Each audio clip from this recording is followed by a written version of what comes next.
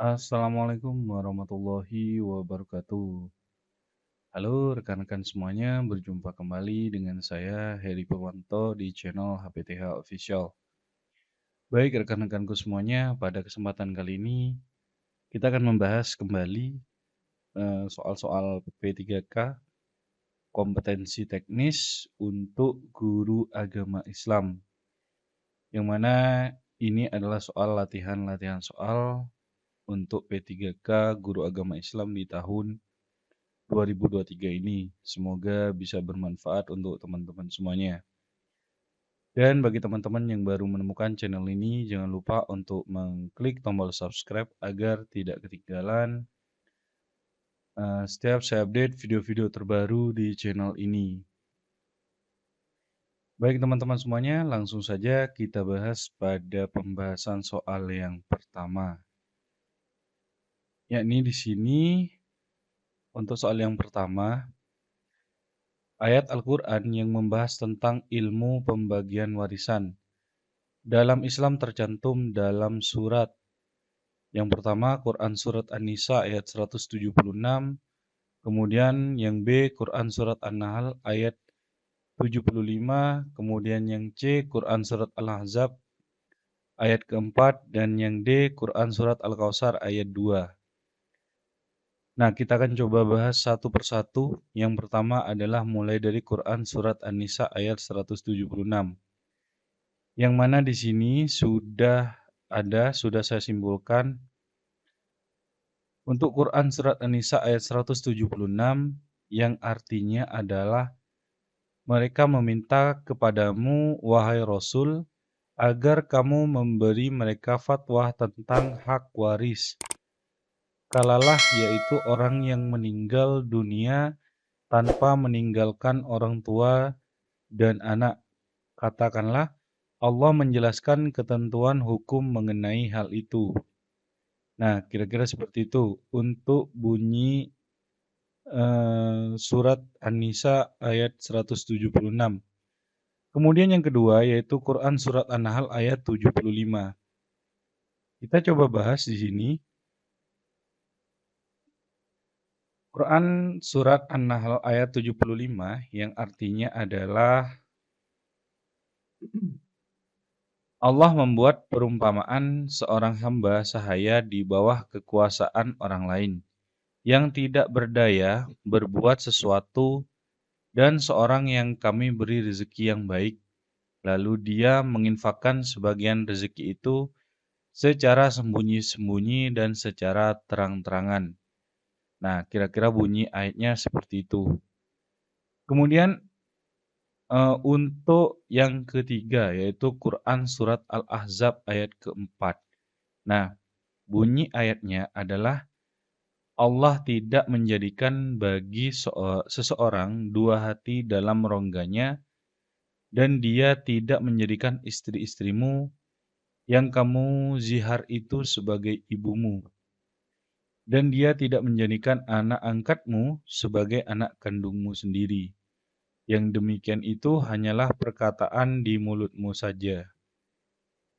Nah, itu untuk bunyi Quran Surat Al-Ahzab ayat keempat. Kemudian, yang keempat, yang D, yaitu Quran Surat Al-Kautsar ayat 2. Nah, untuk bunyi ayatnya sendiri, yaitu, maka dirikanlah sholat karena Tuhanmu dan berkorbanlah. Nah, dari keempat pembahasan ini tentunya yang membahas tentang ilmu pembagian waris adalah yaitu Quran Surat An-Nisa ayat 176. Jadi jawabannya adalah yang A. Yang mana di sini mereka meminta kepadamu wahai Rasul agar kamu memberi mereka fatwa tentang hak waris. Kalalah yaitu orang yang meninggal dunia tanpa meninggalkan orang tua dan anak. Katakanlah Allah menjelaskan tentang hukum mengenai hal itu. Nah, saya kira cukup jelas di sini ya teman-teman. Baik, kita lanjutkan pada soal berikutnya. Mohon maaf ya teman-teman, untuk suara saya kurang begitu fit karena kondisi tubuh. yang memang tidak fit untuk saat ini. Kita lanjutkan pada soal kedua, yaitu pesan kebaikan yang ditulis oleh seseorang dan baru dapat dijalankan setelah seseorang meninggal dunia disebut dengan istilah yang A wasiat, yang kedua yang B itu ikrar, yang ketiga pemberian, yang keempat janji. Nah, kita bahas dari yang pertama, yaitu dari wasiat dulu. Wasiat adalah berpesan tentang suatu kebaikan yang akan dijalankan sesudah orang meninggal dunia. Wasiat berasal dari kata wasa yang berarti menyampaikan atau memberi pesan atau pengampuan. Dengan arti kata lain, wasiat adalah harta yang diberikan oleh pemiliknya kepada orang lain setelah si pemberi meninggal dunia.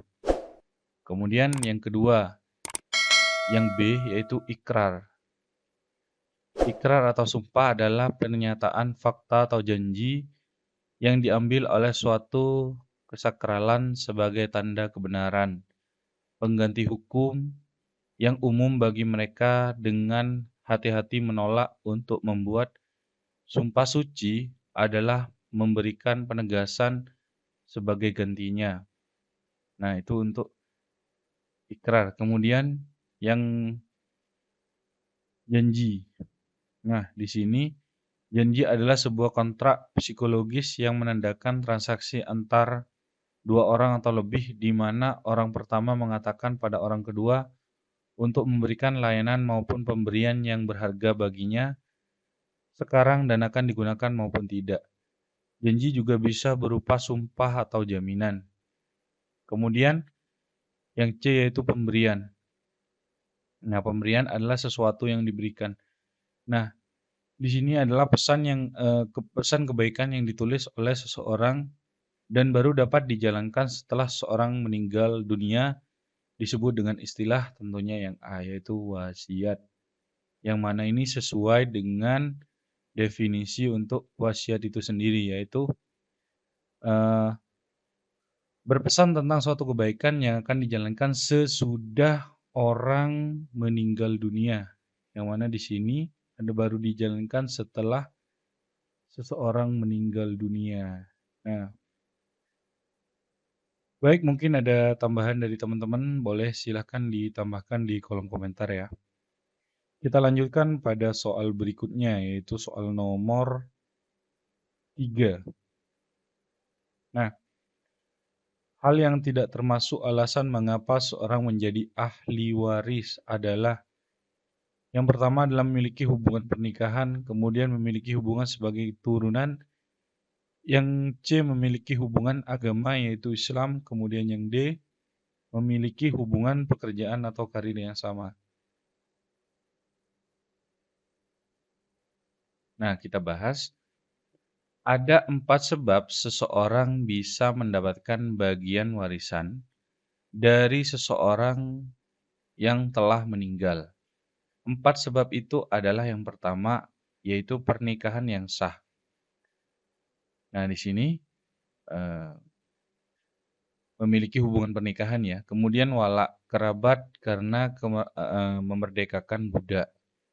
Nah, di sini. Kemudian hubungan agama yaitu Islam. Nah, ini juga masuk ya. Dan hubungan nasab. Nasab ini keturunannya, yaitu memiliki hubungan sebagai keturunan. Tentunya di sini yang tidak termasuk adalah yang D, yaitu memiliki hubungan pekerjaan karir yang sama. Nah, kira-kira itu ya teman-teman yang bukan. Baik, kita lanjutkan pada soal yang nomor 4. Nah, yang bukan merupakan hikmah dari adanya pembagian harta warisan jika dilihat secara Islam adalah yang A, melakukan pembagian secara rata sesuai dengan syariat agama yang ada. Kemudian yang B, mendapatkan jumlah harta warisan yang lebih banyak. Kemudian yang C, menghindari terjadinya perpecahan yang ada di antara para anggota keluarga. Dan yang D, membantu memelihara harta yang ditinggalkan oleh pewaris dengan aman dan baik. Nah, di sini sudah saya simpulkan sebagai hal yang diamanatkan oleh Allah Subhanahu wa taala dan disunahkan oleh Rasulullah Shallallahu alaihi wasallam. Pembagian warisan mempunyai banyak hikmah bagi umat muslim yang menjalankannya dengan benar. Ya, ini berikut hikmah pembagian warisan yang dikutip dari buku pendidikan agama Islam, yaitu Fikih untuk Madrasah Aliyah kelas 10 dari Dr. Andes Haji Jejen Zainuddin MA dan Dr. Haji Munzair Suparta MA. Nah, yang pertama itu dapat menghindarkan umat muslim dari terjadinya persengketaan dalam keluarga yang disebabkan oleh masalah pembagian harta warisan. Nah, kemudian yang kedua, dapat mewujudkan dan menciptakan keadilan dalam masyarakat. Kemudian yang ketiga, menjunjung tinggi hukum Allah Subhanahu wa taala dan sunnah Rasulullah Shallallahu alaihi wasallam. Dan yang keempat itu memperhatikan orang-orang yang terkena musibah karena ditinggalkan anggota keluarganya. Kemudian yang kelima, dapat menghindarkan umat muslim dari timbulnya fitnah sebab oleh salah satu penyebab timbulnya fitnah adalah pembagian harta warisan yang tidak benar. Jadi untuk jawaban dari soal nomor 4 itu adalah yang B. Yang bukan merupakan hikmah adalah mendapatkan jumlah harta warisan dengan lebih banyak tentunya. Baik, kita lanjutkan pada soal berikutnya, yaitu soal nomor 5. Nah, ilmu yang membahas warisan disebut dengan ilmu. Yang pertama manakib, mawaris, warisan, faraid. Di sini untuk jawabannya adalah yang D, yaitu faraid. Nah, untuk manakib itu adalah suatu bentuk kegiatan hikmat amaliyah dan ilmiah, dan sudah melembaga dan membudaya di tengah sebagian besar masyarakat Islam Indonesia. Kemudian yang kedua adalah mawaris. Nah, mawaris adalah ilmu yang berkaitan dengan pembagian harta warisan berdasarkan prinsip dan syariat dalam Islam. Kemudian ada warisan. Nah, warisan adalah semua kekayaan atau peninggalan yang diberikan pada keluarga atau ahli waris saat seseorang meninggal dunia.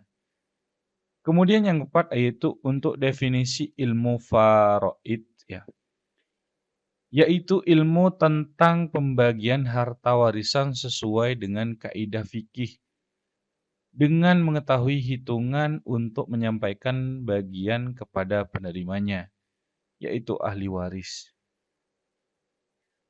Mungkin ada tambahan dari teman-teman, silahkan boleh ditambahkan di kolom komentar ya. Kita sharing di situ seperti biasa. Mungkin ada jawaban saya ataupun pembahasan saya yang keliru, boleh disampaikan di kolom komentar. Baik, kita lanjutkan pada soal nomor 6. Yaitu apa arti mizan dalam hari kiamat? Nah, yang A adalah tempat untuk berkumpulnya hamba Allah untuk diadili, kemudian yang B neraka tempat siksaan untuk orang yang berdosa, kemudian yang C timbangan amal perbuatan manusia selama di dunia, kemudian yang D surga tempat kediaman orang yang beriman dan bertakwa. Nah, di sini yaumul mizan adalah istilah dalam bahasa Arab yang secara harfiah berarti hari timbangan. Nah, dalam agama Islam, yaumul mizan merujuk pada hari kiamat atau hari penghakiman terakhir, di mana segala amal perbuatan manusia akan ditimbang dan diadili oleh Allah Subhanahu wa taala. Nah, pada hari yaumul mizan, setiap perbuatan baik dan buruk yang dilakukan oleh setiap individu akan ditimbang dengan adil. Timbangan tersebut mencangkup tindakan, niat, perkataan, dan semua hal yang telah dilakukan sepanjang hidup. Nah, Allah akan mengukur dengan sempurna semua amal perbuatan seseorang dan memberikan balasan yang sesuai dengan keadilannya. Nah, untuk jawaban dari soal nomor 6 ini tentunya adalah yang C, yaitu timbangan amal perbuatan manusia selama di dunia. Kita lanjutkan pada soal berikutnya, yaitu soal nomor 7. Siapa yang akan memberikan syafaat kepada manusia pada hari kiamat? Yang pertama adalah Nabi Muhammad SAW, kemudian yang B, malaikat pencatat amal, kemudian yang C, ulama dan tokoh agama, yang D, Tuhan yang Maha Esa. Nah, syafaat sungguh merupakan nikmat yang luar biasa sehingga hanya orang-orang yang diridhoi Allah saja yang pantas mendapatkannya. Baginda Nabi Muhammad SAW sempat menyebut bahwa ia akan memberikan syafaat kepada umat yang tidak menyekutukan Allah Subhanahu wa taala hingga akhir hidupnya. Nah, Rasulullah bersabda, setiap nabi mempunyai doa yang mustajabah. Maka setiap nabi doanya dikabulkan segera, sedangkan saya menyimpan doaku untuk memberikan syafaat kepada umatku di hari kiamat. Syafaat itu insya Allah diperoleh umatku yang meninggal tidak menyekutukan Allah dengan sesuatu apapun. Hadis riwayat Muslim. Jadi cukup jelas ya teman-teman, di sini untuk jawaban dari soal nomor 7 adalah yang A, yaitu Nabi Muhammad SAW. Baik, kita lanjutkan ya pada soal berikutnya, yaitu soal nomor 8. Israfil merupakan istilah apa? Yang A, malaikat pencatat amal, kemudian yang B, malaikat penjaga neraka, kemudian yang C, malaikat peniup sangkakala, kemudian yang D adalah malaikat pencabut nyawa. Ya, sebenarnya di sini sangat panjang sekali ya teman-teman untuk pembahasannya sendiri. Kita simpulkan saja untuk tugas dari malaikat Israfil, yaitu ini yang nomor 4, malaikat Israfil. Malaikat Israfil diberikan tugas oleh Allah Subhanahu wa taala untuk meniup trompet sangkakala, yaitu sebuah trompet suci yang terletak di bibirnya selama berabad-abad. Malaikat Israfil menunggu perintah Allah Subhanahu wa taala untuk meniupnya pada hari kiamat. Ketika hari itu tiba, malaikat Israfil akan turun ke bumi dan berdiri di batu atau bukit suci di Yerusalem. Tiupan pertama akan menghancurkan dunia beserta isinya. Tiupan kedua akan mematikan para malaikat, dan tiupan ketiga akan membangkitkan manusia yang sudah mati untuk dikumpulkan di padang mahsyar. Nah, itu ya teman-teman untuk tugas malaikat Israfil. Ternyata untuk jawaban dari soal nomor 8 ini tentunya adalah yang C, yaitu malaikat peniup sangkakala. Baik, kita lanjutkan pada soal nomor 9. Bagaimana perilaku seorang muslim menghadapi hari kiamat? Yang pertama adalah mungkin takut dan cemas lantaran ketidakpastian nasibnya di akhirat. Kemudian yang B, tidak peduli dengan hanya fokus dalam kehidupan dunia. Kemudian yang C, berusaha memperbaiki amal perbuatan serta menjalankan kewajiban dengan baik. Dan yang D, menghindari pertanyaan mengenai kiamat lantaran takut menimbulkan ketakutan pada diri sendiri dan orang lain.